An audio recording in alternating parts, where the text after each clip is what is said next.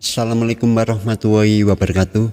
Seperti sudah pernah saya sampaikan bahwa saya itu bukanlah pecinta buta ke Pak Jokowi dan benci mati ke PDIP, karena banyak konten saya sepertinya terkesan menyerang PDIP. Channel ini mengajarkan Anda berpikir cerdas dan waras. Kali ini para pembenci Jokowi, saya ada di pihak Anda. Tetapi saya tentu saja tidak menghujat Pak Jokowi. Saya hanya mengkritik Pak Jokowi, khususnya keluarga Pak Jokowi. Beberapa hari ini di media sosial trending istilah tone deaf.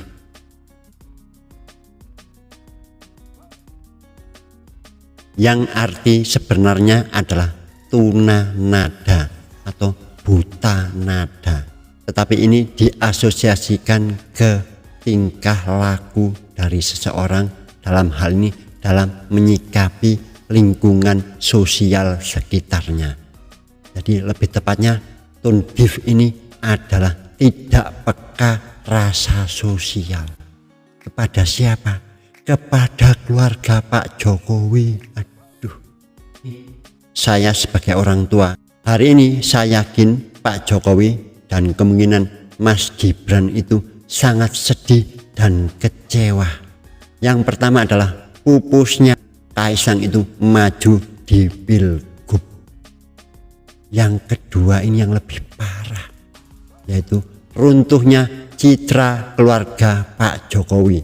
Bahkan ya musuh Pak Jokowi ini, Ferry Amsari, menyebut terbukanya topeng keluarga Pak Jokowi.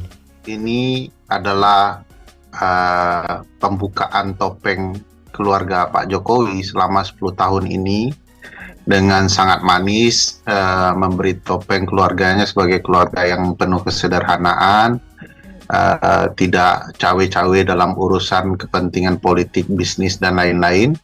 Lama-lama kita mulai terungkap satu persatu, topeng-topeng itu terbuka ya, dan peristiwa perjalanan khusus untuk anak presiden melalui perusahaan internasional yang berinvestasi di negara kita ini memperjelas banyak hal ya, mengungkapkan bahwa ini bukan keluarga politik yang sederhana, tetapi keluarga politik yang dikamuflasekan terlihat sederhana, tetapi di baliknya banyak sekali permainan. Dan apa yang terjadi hari ini sebenarnya sebuah gambaran betapa korupnya keluarga ini. Dan jika kemudian institusi seperti KPK ikut menjadi bagian dari topeng ini, memang sudah selesai ya proses pemberantasan korupsi kita, dan itu menjadi logika yang nyambung dengan tindakan dan perbuatan politik Pak Jokowi dalam memperlemah KPK. Semua tadi disebabkan oleh ulah Kaisang dan istrinya, bahkan belakangan menyusul si menantu, yaitu si Bobi Nasution.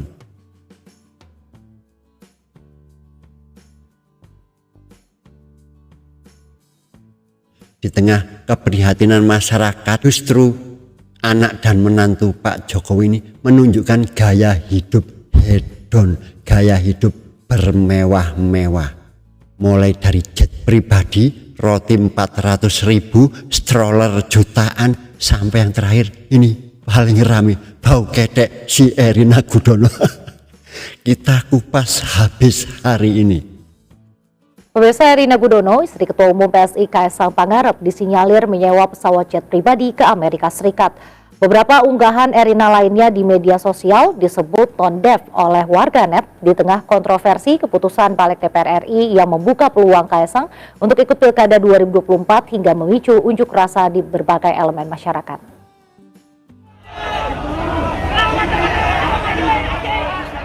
Erina Gudono, istri Ketua Umum PSI sekaligus anak bungsu Presiden Joko Widodo Kaisang Pangarep, disebut tone deaf atau tidak peka terhadap situasi sosial oleh netizen usai memamerkan gaya hidupnya yang dinilai hedon. Erina tengah menjalani orientasi program S2 di University of Pennsylvania, Amerika Serikat. Unggahan Erina pun mendapat kritikan sebab Kaisang tengah disorot karena kontroversi keputusan Balik DPR RI yang membuka peluang dirinya untuk ikut Pilkada 2024. Erina dicurigai menyewa jet pribadi ke Amerika Serikat usai membagikan potret jendela pesawat. Pesawat yang diduga digunakannya adalah Gulfstream yang mana harga sewanya mencapai 240 juta rupiah per jam atau setara 5,5 miliar rupiah selama 24 jam. Erina juga membagikan foto saat Kaisang Pangarep menikmati roti yang harganya mencapai 400 ribu rupiah. Selain itu, Erina juga membagikan gambar telur dadar dan roti panggang seharga 500 ribu rupiah. Erina juga sempat memperlihatkan stroller bayi pilihannya seharga puluhan juta rupiah, lalu nampak kakaknya Nadia Gudono yang memegang segelas smoothie dari brand Erewhon dengan menu Hailey Bieber Strawberry Glaze Skin Smoothie seharga Rp295.000. Jadi menurut saya alhamdulillah kemungkinan semuanya ini adalah sudah kuasa Tuhan untuk menyelamatkan bangsa ini. Apapun alasannya, saya yakin ini adalah pilihan dari Tuhan, pilihan terbaik dari Tuhan. Yaitu saya mengucapkan alhamdulillah Kaisang hilang secara fisik, kemarin dilaporkan sebagai orang hilang. Ada kondisi Kaisang yang hilang, ya kan. Memang diketahui bahwa belum lama ini kan Kaisang baru dari luar negeri, dari Amerika, naik private jet, ya kan. Terus mendarat, terus Sekjen PSI menyampaikan bahwa tanggal 28 Kaisang masih ikut rapat di kantor PSI, ya kan. Tapi kita juga melihat bahwa kenapa kok KPK sulit untuk mencari keberadaannya. Nah, laporan kami ini mau melaporkan Kaisang ke polisi bahwa Kaisang ini hilang. Nah, dengan hilangnya ini kan aset bangsa. Coba teman-teman bayangkan, Soekarno aja umur 27 tahun tuh menjadi ketua partai PNI. Nah, Kaisang ini kan penerus bangsa. Di umur 29 dia sudah menjadi ketua partai PSI. Nah, kalau aset ini hilang kan sayang. Makanya kita mendorong polisi, dan kami yakin pihak polisi itu dengan SDM yang bagus, dengan konsep presisi, dengan alat dan infrastruktur yang canggih, bisa membantu KPK untuk menemukan keberadaan Kaisang. Nah, dorongan ini kami sampaikan ke publik juga untuk ya ayo kita laporkan Kaisang keberadaannya di mana. Nah, kalau sampai harinya kita tidak ketemu, kami juga akan melaporkan ke Kontras di Komisi Orang Hilang, ya kan. Artinya kita coba akan melaporkan Kontras, kita minta bantuan Kontras untuk menemukan keberadaan Kaisang yang menghilang. Kaisang.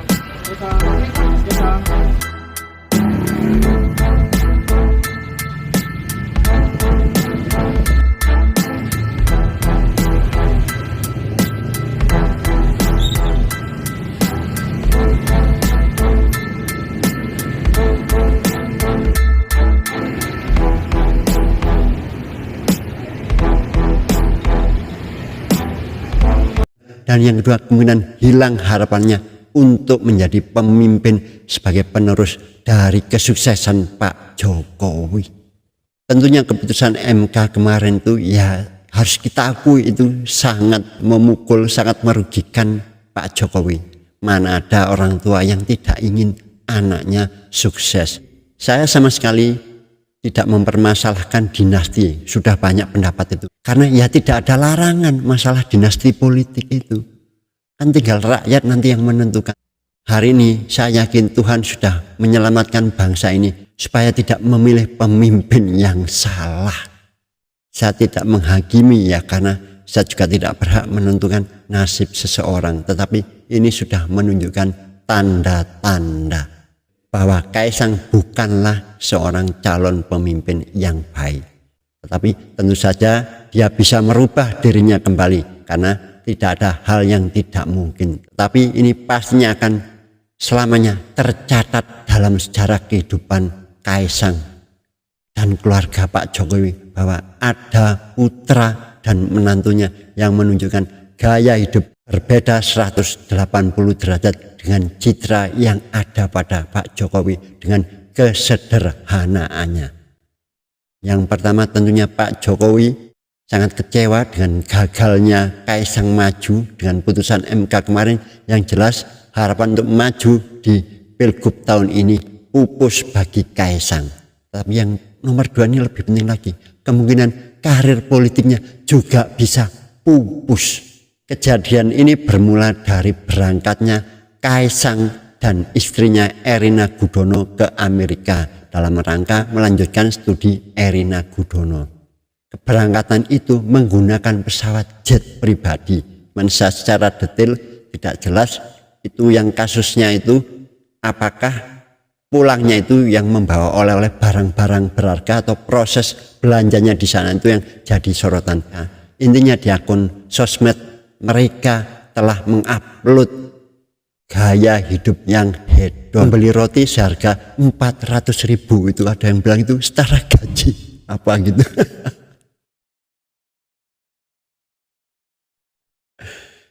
Yang kedua, beli stroller. Ini kereta dorong bayi seharga puluhan juta setara motor. Dan yang pertama itu penggunaan jet pribadi. Kalau kita bicara secara objektivitas, tentunya itu tidak ada masalah ya. Selama apa yang digunakan untuk membiayai gaya hidup mereka itu berasal dari hasil yang halal. Itu hak mereka menggunakan uang mereka sendiri, mau berfoya-foya, mau flexing, meniru artis, itu adalah hak mereka. Jadi kalau kita secara objektif ya tidak ada masalah. Banyak artis lebih flexing lagi, menunjukkan gaya hidup bermewah-mewah mereka di akun sosmed mereka. Itu hak mereka, bagi saya nggak ada masalah. Apakah saya harus memamerkan kemiskinan saya di sosmed saya? Malah nggak ada yang nonton. Maksud hati supaya mendapat belas kasihan. Alah, justru kemungkinan besar malah dibully orang.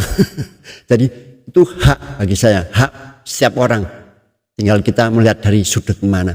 Tetapi yang jadi masalah ini sepertinya dilupakan oleh putra dan menantu dari Pak Jokowi ini. Bagaimanapun, meskipun disebutkan ada yang bilang masalah jet pribadi atau apapun itu, karena mereka bukan pejabat publik, bukan pejabat negara yang tidak berkewajiban melaporkan harta kekayaan. Ini yang dilupakan. Bagaimanapun, yang pertama, Kaisang adalah putra dari presiden. Itu yang harus diingat-ingat, Mas Kaisang. Dan Erina juga adalah Anda menantu. Mas Bobi juga adalah menantu dari Pak Jokowi, Presiden Indonesia yang identik dengan citra kesederhanaannya. Sekali lagi saya bilang, citra itu atau pencitraan itu penting. Orang bilang itu adalah tipu-tipu, ya tidak ada masalah. Ada kepentingan lain yang lebih besar dari pencitraan itu. Ya untuk mencapai tujuan itu bagi saya sah-sah saja. Tapi ya pencitraan yang baik semoga bisa diiringi dengan kondisi real sebenarnya. Nantinya bisa dihukum secara sosial jika memang tidak benar sesuai pencitraannya. Tetapi pencitraan tetap bagaimanapun adalah penting. Saya aja yang bukan public figure ya penting. Saya harus hadir tahlil. Itu menurut saya jauh lebih penting. Orang tidak mempermasalahkan saya tidak sholat 5 waktu. Tetapi ketika saya tidak hadir di tahlil, saya bisa dipergunjingkan oleh orang sekampung. Loh, apakah Anda hidup dari gunjingan orang lain? Orang lain tidak menghidupi Anda. Ya tidak bisa Anda bicara seperti itu. Bagaimanapun kita adalah makhluk sosial. Itu teman-teman ya. Tolong dipahami nih Mas Kaisang hari ini. Yang pertama, Anda sudah menunjukkan Anda tidak punya kedewasaan dalam bersikap sosial. Yang kedua, Anda tidak punya kedewasaan dalam bersikap berperilaku politik. Ini yang lebih fatal karena Anda adalah ketua partai. Kemungkinan Anda bisa maju menjadi pimpinan daerah, bahkan pimpinan negara ini. Fatal sekali. Saya rasa Pak Jokowi dan kemudian Mas Gibran sangat sedih dan kecewa. Tapi mungkin ya orang tua inilah kita bisa buat apa. Tapi pasti orang bisa menilai nanti. Inilah hasil didikan orang tua begitu. Tetapi saya yakin ya ini kemungkinan pengaruh dari si Erina, dari si menantu. Ya Erina kan putri Indonesia, berangkat dari keluarga yang memang kaya raya. Jadi seorang suami juga harusnya bisa mengatur istri, jangan terpengaruh istri. Kegagalan Kaisang dengan turunnya keputusan MK itu, kalau kemarin saya bilang walaupun secara perundang-undangan, secara konstitusi tidak tepat karena MK kan akhirnya menghasilkan pasal, padahal MK itu tidak berwenang, hanya judicial review yang bisa membuat pasal atau undang-undang itu DPR. Tetapi apapun yang terjadi, kemungkinan ini adalah kuasa Tuhan untuk menunjukkan bahwa supaya masyarakat tidak salah pilih. Alhamdulillah kita telah ditunjukkan. Jadi hari ini saya mengkritik Pak Jokowi, tapi bukan untuk membencinya. Semoga ini menjadikan pelajaran berharga bagi Anda, putra-putri, dan juga menantu dari Pak Jokowi. Itu ada saran dari seorang yang mengkritik. Segera saja Anda meminta maaf secara terbuka. Meskipun itu tidak akan menghapus catatan dari sejarah, setidak-tidaknya Anda menunjukkan bahwa apa yang Anda lakukan kemarin itu adalah salah, suatu kealpaan. Ya, saya maklumi, namanya masih jiwa muda. Itu aja, sampaikan sejujurnya bahwa ini perilaku yang tidak patut dicontoh, perilaku dari menuruti hawa nafsu.